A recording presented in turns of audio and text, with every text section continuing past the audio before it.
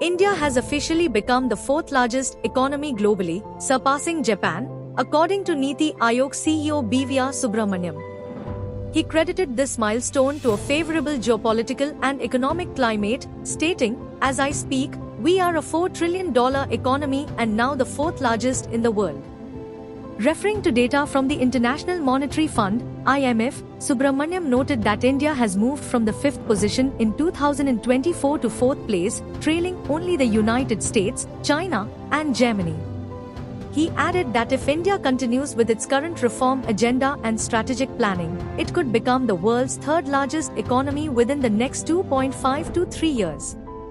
The IMF's World Economic Outlook report projects India's nominal GDP to reach $4.19 trillion in 2025, just ahead of Japan's estimated $4.187 trillion.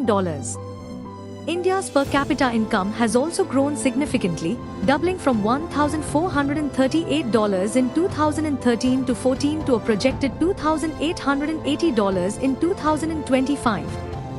Niti Aayog's vision document, Viksit Rajya for Viksit Bharat at 2047, outlines India's journey from being labelled among the fragile 5 economies to entering the top 5 within a decade.